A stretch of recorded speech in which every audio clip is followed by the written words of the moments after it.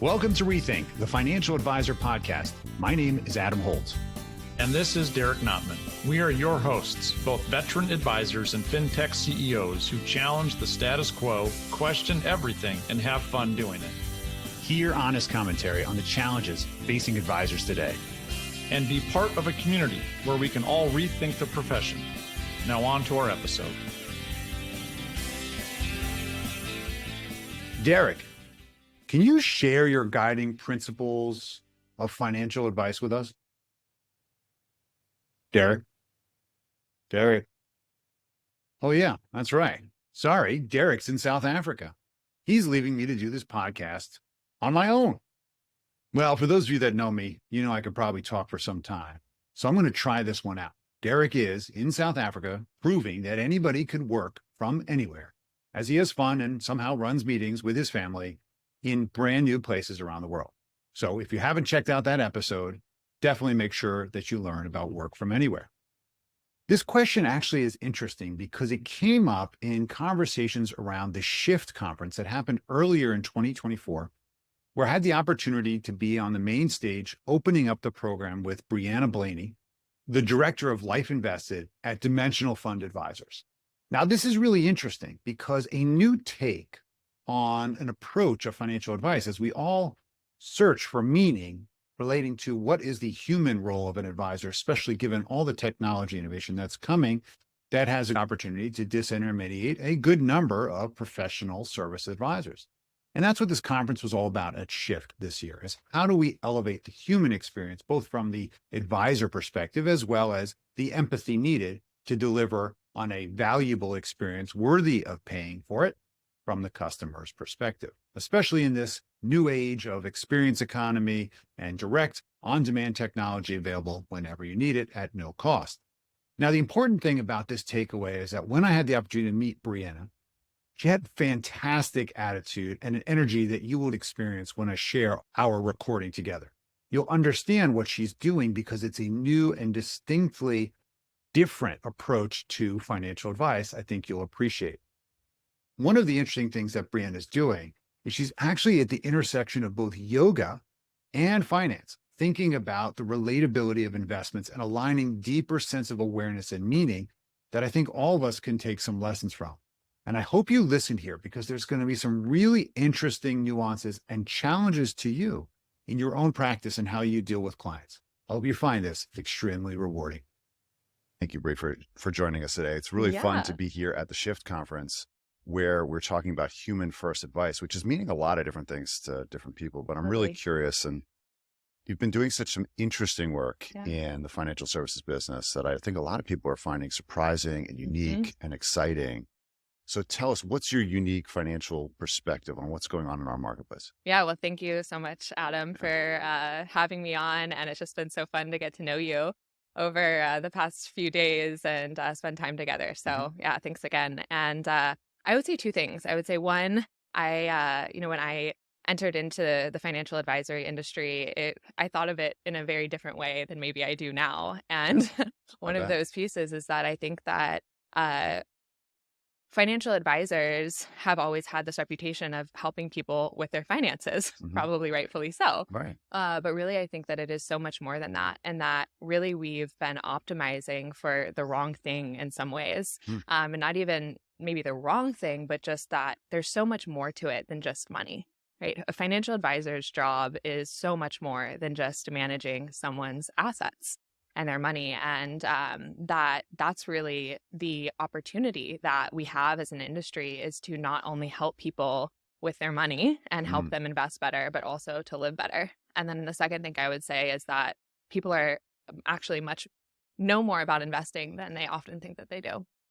So that's interesting. I mean, when you think about your background and I would say this general trend for people's more awareness about both intention, as well as mindfulness and financial wellness, these are all intersecting in a whole new way than I think many of us in the financial services space are almost not comfortable, because it's not a technical approach to solving financial services problems typically, right? The things that are solved by math, Excel, financial planning tools, asset allocation tools. it's interesting to see, especially as your organization has gotten into this space, how they've really elevated your position. So Yeah. what do you think is the opportunity that advisors are missing right now that your mindset or approach might be applicable for? Yeah, well, I think that what we're really trying to do at the end of the day is Mhm. help change people's lives. That's a big thing. Like, how Yeah. do you actually change someone's life? And the reason that financial advisors are in such a unique place to do that is because money is so pervasive in every single aspect of our lives. Mhm. And people have such different perspectives on money. And I think, particularly in modern day society, so much of our self-worth often is tied up in money. From a really young age, you are exposed to the mega America Mhm. and just having to be around, not necessarily in a bad way at all, but you're just around what money can buy. Yeah. And I think the media is just constantly in your face of this is the path, more money is better. And I think that the opportunity is to really sit back and say, well, why do I actually want more money? Mhm. And I think most people would say that I want more money because I want to be able to actually do things in my life. And so instead of choosing a career path solely based on money or solely, focused on these financial goals, I think the opportunity here is to really help people reshape the way that they think about money and bring more awareness to it, because often we aren't even aware of what our mindset is. We're Mhm. moving throughout life. I mean, this was in my own personal experience as well. And you're making these decisions without even having an awareness of what your mindset actually is. And so I Yeah. think that that's the huge opportunity. And, our industry has been this way for many years, but we aren't necessarily seeing better outcomes for clients. And so I think that that's really where, how do we actually change people's lives and see better outcomes for people, which in my mind means that, one, we're actually changing people's lives to focus on what really matters to them. Yeah. And then we are also having people have better investment returns and having a better investment experience. And I think that those two things combined, that there's some good things that can come from that. Well, that's interesting. So, but it's interesting because you can't really measure this, or maybe you have measured this. Perhaps there's been research done Yeah. on how those better outcomes play out. Is there some form of guidance to advisors that are thinking about either going, let's say, holistic, or thinking about mindset, or talking about motivations in money, and really getting them for their clients, understanding them? I think trying to connect why it's been so important. Is there measurement or insight Yeah.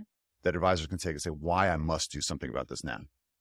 Yeah, so maybe I'll answer your question. Thinking about those two components, actually start with the latter one, Okay. which is around investment returns. And there is a study that is done by Dalbar every year, and it basically looks at what's the average return of the S&P 500, and then what was the average return that investors are actually getting. Sure. And every year, there's like a 3% difference there. And so we know on average, investors aren't even getting the return of the S&P 500. Right. And so that's not a good investment outcome. Right. Well, what's driving that? Often either active management, trying to predict what's going to happen in markets, or investor behavior. There's fear around money or what's going to happen. And so there's more of this reactivity to markets. And so that's, tangible data that has been pretty consistent over the years that shows us, well, hey, there's more work to be done to actually ensure that investors are getting the returns that they deserve. Mm-hmm. And then on the flip side of the coin, I mean, I think that this is an area I've been really interested on. How do we gather more data that can show advisors that this is not only the right thing to do for your clients, but it's actually also good for business? Yeah. And I've, had the pleasure at Dimensional working with so many large firms and small firms, really firms of all sizes, and have started to see firms who are starting to do this, really integrating this into their practices. And we actually held a little pre-conference in the fall of last year where we started gathering some survey data around, well, what are you seeing, from firms that are shifting to more of this holistic approach? What are the benefits of doing so? Right. And it was a small sample size, so I don't think we can bank on all of it, as it doesn't maybe pass the dimensional data test. But it anecdotally shared all of the things that I think that we would think. Increasing client retention, increasing net promoter scores. So clients are more happier with their advisor, and they're also more likely to refer. And also helping actually bring more people in to advisors' practices. So those aren't necessarily hard numbers in terms of the percentages there, but that is anecdotally what I personally have been hearing. And I think it's something that I've been focused on is how do we get some more data to really absolutely back that up. So I'm curious. So for advisors listening to this and remembering, okay, this sounds theoretically, okay, so I want to be more empathetic. I want to get into the meaning of money. I want to help our clients, their behavioral side, get right. I mean, there's been a lot of conversation, especially here at Shift, about behavioral coaching. And it's actually really interesting to see how many people here, I don't know if you notice, are in the mental wellness space, getting into financial services. So there definitely is a shift coming that's, I think, palpable. What are some action steps that advisors who are thinking about introducing more behavioral awareness mindset, what can they do? What are a couple things that they might think about right now? Yeah, well, to me, it's so exciting to see that. And I think that it makes a lot of sense because we see so many studies out there that show that money is the number one source of stress. Yeah. The American Psychological Association runs those studies every year, and it's fascinating to go through the data and just see the impact that money really has on people's lives. So there is absolutely a mental wellness component of money, and that goes back to the opportunity that we have to really actually change people's lives. And so I think tangibly, like so many advisors are sitting in this place of, well, where do I even start? How do I start about this? And there's honestly so many different avenues to go into, but I think a really helpful place to start is simply taking a step back and really looking at your own business and asking yourself, why am I doing what I'm doing? Okay. Why am I in this business? Good question. Like, why am I here? What am I doing? What are the outcomes that I am looking to get for my clients? What's that actual transformation that I'm looking to create? Yeah. And once you're able to answer that question, you can then step back and say, okay, well, how does everything that I'm doing, from my investment philosophy all the way up throughout your entire client experience, ladder out to that, creating that transformation and ultimately that outcome? And I think that what you'll find in the industry, that the state of the industry as it is today, is that we may be going back to that initial perspective, is that have we really been optimizing for the right thing, or are all of the functions in my business really laddering up to that approach? It's interesting because, of course, this podcast is about rethinking financial advice. What I heard you say is that we should be questioning our why for everything. I'm assuming you mean big and small, right? Totally. So are we talking everything from onboarding to asset allocation proposition to financial planning tool we use? That seems like a massive project, but is there an overarching theme or specific question that we can use that could be applied to all of these different things? It's a big thing. So I do think it takes, there's a lot that goes into this. And that's why there is. It's kind of like, okay, if I really want to do this, then I've got to maybe rethink how I'm doing this at every layer of my business. But I do think that there are easy places to start, even asking, and I think we've heard this a lot, so it's not something brand new, but it's like, what's your earliest money memory? How are we getting people starting to understand what their mindset has been? And so really, step one, we talk about changing someone's mindset around money, around investing. And step one is coming at us from a place of awareness. Yeah. And so many of us are not even aware of what our mindset is. And it's not just about money, but it's about everything in your life. And so what lens are you looking your life through? I say you and I can both be looking at the same piece of art, is seeing it completely different because of the experiences that we've been through. And so that to me is step one. How do we get awareness of where our clients are coming from? And so what are your earliest memories? Great questions to ask in that kind of category. And then the second piece of the pie is then discerning, is this supportive for me or not? Yeah. Right. So is this mindset that I have been taking to my life helpful or has it been hurtful? And do I want to change it? And so I think that honestly, being able to have this conversation live with your clients and actually allowing them to answer the questions for you. So we're shifting from I'm telling you that this is what's right for you to I want to be on this journey with you. And so, you tell me your earliest memory is XYZ, and maybe you've had a big fear of money for a long time. And it's like, well, how is that serving you? It's true. And you go through that. And then It's true. then the third piece is, how do you then rebuild? So now we've determined what is supportive, what is not. And then how are we going to actually reshape and help you build a philosophy and a mindset that is going to be supportive for you across all aspects of your life, investing, money, relationships, the whole gamut. Share with me before that you're working on an additional degree, an advanced degree in, I'm going to call it mindfulness, wellness, especially as it relates to ancient arts and so forth. How do you think those teachings could be applied to the current state of financial advice?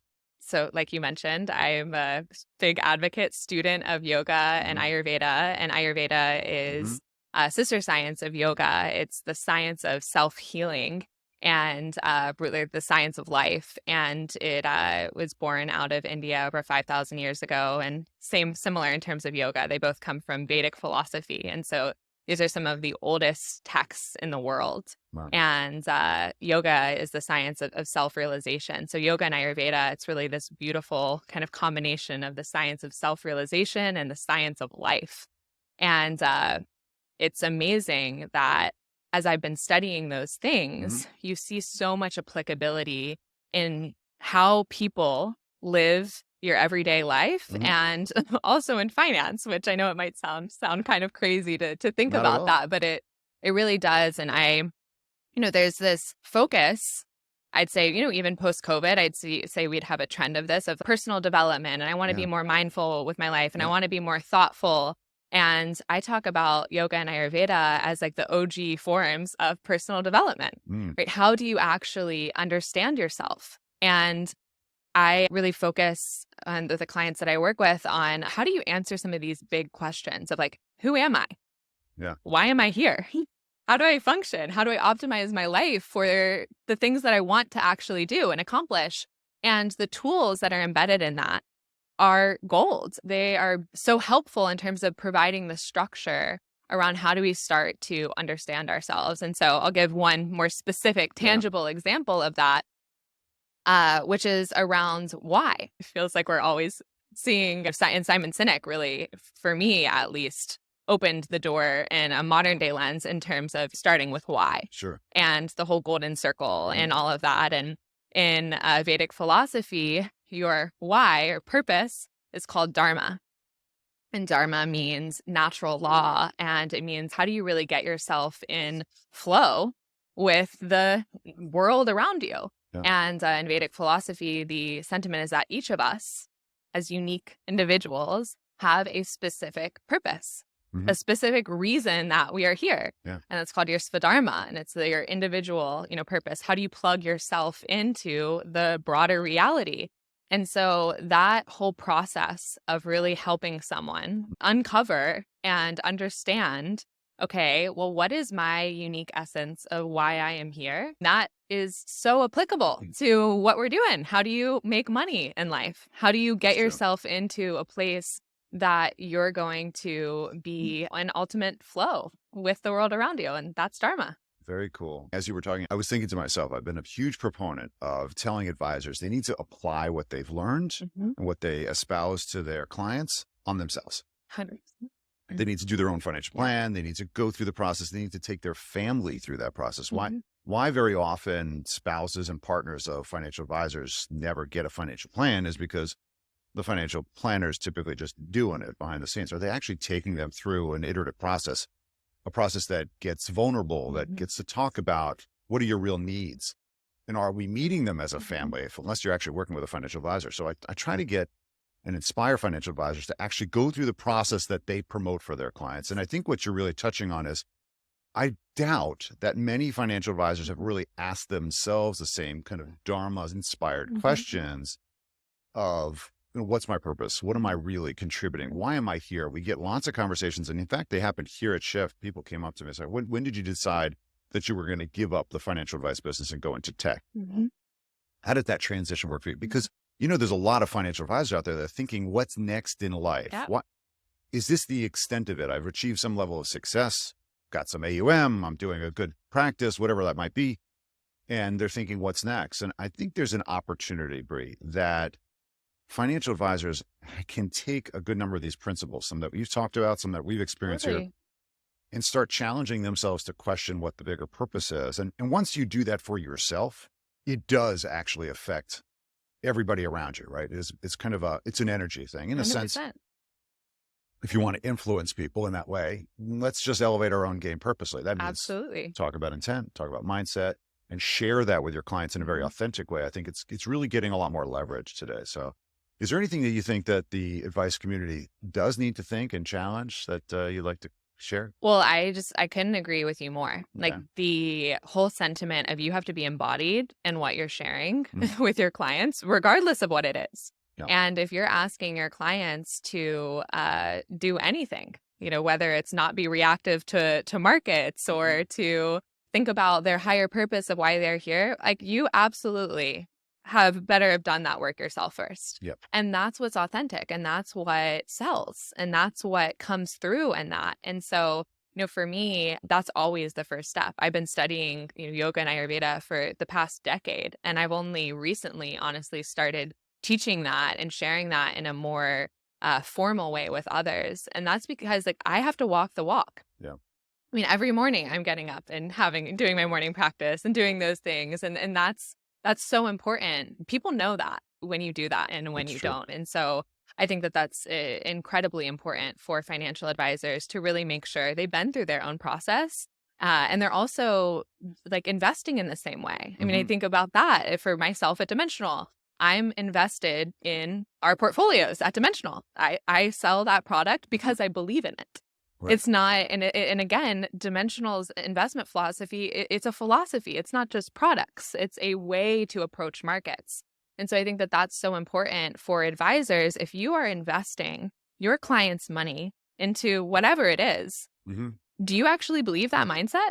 Do you understand that? Yeah. Fully? Can you articulate to your clients why you chose that? And again, that's a disconnect that I think we often see, and that's been so core to what we've tried to do at Dimensional. And as a reason that I've aligned myself with that is it's based on education. How do you educate people in a way that resonates with them across all aspects, from your investments to thinking about purpose? So I really think it spans the spectrum. That's interesting because, I agree with you completely. The idea of authenticity as an option anymore is not one. I mean, from a marketing standpoint, people can see right through bullshit. Yep. They're not really interested in being sold. Clearly, they want to be engaged. Yes. They want to relate. They want to be connected to people that affiliate with them. Even they don't have to agree, but they have the same kind of value systems, interests, and so forth. And that's some of the project actually that Derek has been working on for some time, my podcast co-host. And I think that there's something that's really important that advisors need to hear. And that is, number one, if you don't know the answers to these questions yourself, you can't really ask other people. And I know that one of the disarming aspects of this is a lot of financial advisors that have approached from a technical side. Let me go into the math, right? It's protective to go into math because you think your clients are asking about that, right? Because that's what they think finance is about, is optimize my money, right? Take away my pain points, if you will, from a technical perspective, right? That's why you go to a CPA on the most extreme side of, let's say, tax. But at the same time, I think a lot of advisors have trouble with bringing these topics up because it's not a comfort zone for them. And maybe they're experimenting with themselves. One of the things I've always done is used vulnerability actually as a way to connect. So whether I share my own challenges. So if you're asking people about values, what are your values? Sometimes we need a little guidance on, well, what's an example of what you're talking about? Well, I value my family, right? I value religion, whatever it might be. But I think we're talking about stuff that's much deeper. An example might be, well, personally, I value security for my family and I value legacy and I want to make an impact on the world. I know that that's important to me. And it took me a while to figure that out. And I might share that with a client. In light of that, what are your values, right? If we're talking about mindset, one might say, open up conversations with clients. Say, how do you tend to approach money? What are the conversations that you had early on in your life that have shaped your beliefs about money? I'll tell you what mine are, right? So that you start to get people, I would say, to typical challenges or concerns with being open about some of those things that they might not have even thought about before coming to your meeting because they were thinking about whether we should roll over this IRA. Totally. Okay. What does this have to do with money? Yeah. It is true. One of the things we've seen certainly throughout our research and our experience in the business is that understanding people's attitudes, especially in times that are difficult, is going to be really important because it's getting them to take the right action when they're not with you, to choose to invest, to choose to save as opposed to spend, to that are aligned with their values. And so that's why it's so critical that we know that and keep putting that in front of clients. You know, it's interesting to hear how Dimensional has been trying to be on the forefront of this. You're an interesting role in a fund company, an asset management company. It was really unique to me when I first met you. I was kind of surprised trying to figure out what this puzzle is and what's in Dimensional's mind. They're really bringing in this very evolved sense of awareness. And I'm really curious where you're going to take this, because I know you're working on a project, Life Invested, and how do advisors get to understand what that's all about? Where are you going to take this? What's the bigger vision? Yeah. Well, I think it's funny as you were talking, you were using these questions, right, to draw people out, even around their values. And that really is at the heart of what Life Invested is about as well. Life Invested is really core to this idea of how do we explore this relationship between life and investing, and how do we empower advisors to really understand this connection between life and investing, and to ultimately be able to educate their clients to communicate to them in ways that resonate. And so I really think with Life Invested, that's what I'm excited about, is how do we get this message out to more people that there is a different way to think about money and to think about markets. And it is one that does not induce stress and all of this fear and greed and just all of these emotions, but that you actually have the opportunity to build a philosophy and a mindset around investing that empowers peace of mind, that allows you to ride the journey of life with more ease and more calm. And so Life Invested is really all about how do we do that? And the place that we're starting, and I think this is a journey that we're going to continue to work on with advisors, as we always had, is really empowering people to have the sense that you know more about investing than you think you do. Yeah. So instead of me pulling out all the graphs and charts, I might just ask you, what's a time in your life that you've dealt with uncertainty? Yeah. You tell me a story. Tell me a story about a time that you've dealt with uncertainty in your life. You want me to tell you a story? Sure, let's do it. When I started the Asset Map products, I was a financial advisor for several years. I'd been very blessed, and I decided to start putting money into this technology. And I built it for myself because it was a great investment in my business. I was making it back. So economically, it made a lot of sense, but I was totally out of my league. I didn't know what I was doing. Yeah. I was not a technology person. I was, if anything, a financial advisor artist. And I was aspirational. I had visions of changing the whole industry, and but I didn't really know what I was doing. And so I actually had to learn a very important lesson. It cost me extraordinary amounts of money, Bree, that thankfully the business was making, but it's gone. And that was my very expensive extra MBA that I did. Yep. Which was that I didn't surround myself with the right people. And the uncertainty that I had in those years before I had a family was really starting to get big, because I had started to see like, wow, it's the first time I'd ever made real money, and I'd put all this money into this tech, and what if it doesn't work? And I think that was probably when I had the most uncertain money. I made money, but now I was like, where is it all? It's in this box. I can never get the money out of it. And I wound up actually starting to hoard cash. And I think the uncertainty, looking back, because as a financial advisor, I now know what I did. Because I had so much uncertainty around money, both my practice and the tech was basically funded by me. I basically put almost all my money in cash for 10 years. The 10 years between 2009 and we'll call it 19. Before I actually chose to get an advisor myself. Wow. And I said, you know what? I'm not being a good financial advisor to myself. And I had to go out and get a financial plan. I mean, think about how much I know, like I wasn't doing. So the uncertainty for me, I'm going full circle for you, but the story itself of that financial uncertainty caused me so much. I'm trying to bring a full circle Yeah, for you, actually. totally. Uh, Well, and it's, yeah. I mean, my question would be, why did you choose to do that in the first place? Why did I choose which part? Like in terms of you took this big risk, Mm-hmm. right? Why did I do Why it? did you choose to take this big risk? It was an opportunity, I think, for me to do something that left a mark. I saw the vision of, at least for me, why people responded to actually being engaged in a whole nother way, as opposed to just being, here's your massive report, 80 pages, and there, if you read it all, is going to be the technical argument for why you should just give me your money to me. Totally. Okay, I made my case, right? It was a sales tool almost. And the financial planning, as we all know, is kind of a bunch of math that tries to predict the future. And I don't know if it works that way. Does the future actually follow the plan? Not really. Yep. Every plan I ever did was wrong, but it justified me getting the business and earning the business, I think. And we know that was ultimately better for the client than not doing it, like you just said. But that was, I felt like if I didn't do it, I would have missed an opportunity to make an impact on the world. Not everybody believed me, by the way. No, I mean, I think that's beautiful. And like you said it yourself right there. Yeah. You did that. You took that uncertainty. You took that risk because you believe there was an opportunity. The upside was more important to me than the uncertainty. Yeah. And that's the same thing in markets. Yeah. Just that alone. The uncertainty in markets creates the opportunity. If there was no risk, there would be no reward. Sure. Right? Why do we invest in markets? Why do we expect a return on that? It's because there's uncertainty, right?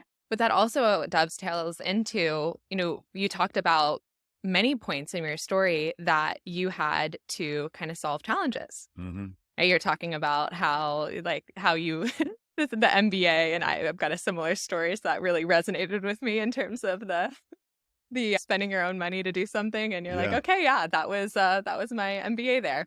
But those are all kind of these pivotal moments in your own story that you had to solve a problem. You had to, solve this challenge, and that ultimately, at the end of the day, is why there's even a return that we expect in the market. When you invest in stocks, you are actually investing in human ingenuity. We are investing in people like you and me to create and innovate and respond to challenges. So it's like, okay, well, why on average do we see over long periods of time, the stock market return about 10%? Well, that's why, when you're investing in the market, you're not just investing in these stocks, you're investing in people, humans, to solve challenges. And how great does that feel? That makes me sleep better at night. Yeah. I'm saying, hey, look, I know there's going to be uncertainty in this, but I'm doing it because there's opportunity, just like in my own life. You take risks. Yeah. Because there's a reward on the other side. And regardless if the market's down, think about COVID and all the panic around that. Well, what happened? Yeah. We responded. Humans responded to that. And so if you believe in human ingenuity, you believe in markets. It's true. I haven't heard that perspective in quite a long time. I almost forgot it. Yeah. But you're right. You're investing in people. One of the things that came out of the last Necker trip that I did was it's about who, not how. And I think here's another aspect of this human investing, isn't it? Yeah. So I'm glad you brought that up, because I haven't been thinking about that. We're investing in ingenuity. We're investing in innovation. We're investing in the belief that people are going to solve problems. Exactly. And find ways to monetize it and create value. That's a really great point. Yeah. I mean, and there's so many, this is just an example of that, right? But it's once you start having this conversation with your clients in this way, you can keep asking these questions and pulling on these threads. I could continue this conversation with you. You talked about how you couldn't predict, right? Predicting versus planning. We could get into a whole conversation around that, around why trying to predict the market is a rather futile effort, and the mindset that we're really instilling, which is a much more scientific approach. Or we could talk about controlling what you can control, and I could ask you, how did you determine that, and what was the things that you can control versus can't control, and all of these different threads, or even flexibility. You had to respond to these challenges, and so that is a completely different investment conversation than I think most people are having. And that's really what we're trying to do with Life Invested, is say, regardless of who you are, you actually know more than you think you do. How do we draw on your own experiences and use that as a way to instill some of these things. So Yeah. the next time the market goes down, you're, The next time, concerned right. because it will, Yes. right? And we know that it will. That's what you're thinking about. You're going back to your own narrative, your own Yeah. story. You're not just saying, oh, well, Bree told me not to worry. Right. That's not going to help, right? Right. We need to actually That might help. Maybe, I think that but it's much more about, doing what we're doing now, is sitting in the same side of the table as your Mhm. client and really helping them unpack and really actually believe what you're trying to get across. And that's a really different thing than someone just nodding their head and being like, okay, I kind of got it. Very cool. Thanks for being here. Yeah. Thanks so much, Adam. All right. Hopefully your mind is spinning and you've come up with some really interesting takeaways, whether you wrote them down or they're in your mind or you put them into your phone as things to think about or delegate, if that's going to help. Here's some of the takeaways that I came away with that I really encourage you to think about. Number one, we got to remember that the 3-step process that Breanna talked about is really about, number one, having an awareness of where your clients are coming from, really understanding their deeper motivations by asking them clearly what are their earliest memories about money that they probably have been shaped by and probably affect them even today. Most people haven't asked themselves this question and certainly haven't asked it of their peers or their partners if they're in a relationship. And you can imagine how this affects your day-to-day decisions around money. And of course, with respect to investing and or insuring, it's going to have an impact. So we need to understand this. Number two, we need to shift from financial planning, which tends to be more judging based upon the facts and then telling them what to do, to really listening and then, of course, guiding them and finding a way that works for them, given their real wounds and anxieties around money, which they're going to have based upon those early memories, and of course, how they've evolved over time. So let's get into more of a coaching mentality and try to really show the clients that we're listening, we have empathy, and we're understanding where they're coming from so that we can guide them on a path forward that makes sense for them. Remember, it's going to be hard to pull somebody across this finish line, but it's certainly going to be easier to help guide them and say, hey, let's walk this path together. We'll figure it out with my expertise and your priorities. And then number three, let's help rebuild. Let's start with guiding principles that we can understand at the family level and as well as at the advisor level that are going to help us make decisions. And the fourth thing I really took from this is that maybe we need to ask ourselves that opening question, which is, what is our guiding principle that we're using to make decisions? We all know that whether you're using an ancient text or whether you're using a modern framework for the meaning of life, having that outlined for yourself, written down, and of course, living by it is going to be a much easier way to navigate chaos when there's not a lot of clarity on which way to go. So having a principled approach of how we approach not only investing, but also life is going to be really important. I really encourage you to find that and explore for yourself what that's going to be, because it's going to be an important aspect, again, of proving the relatability and the context of how we deliver advice. You can imagine how these guiding principles, whether they're spiritual or they're faith-based or they're simply intellectual, are really going to give you confidence in times of uncertainty. And that's really what our clients are looking for when they're looking to a financial advisor. So that brings up the fifth component, which is, what are you willing to share?